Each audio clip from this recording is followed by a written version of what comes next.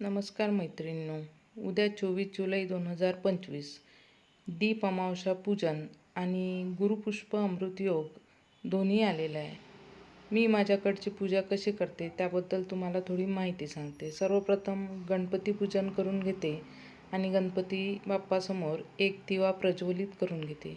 सर्व दिवे घासून पुसून देवासमोर सर्व चक्क लकलकीत करून दिव्यांची पूजा करून घेते.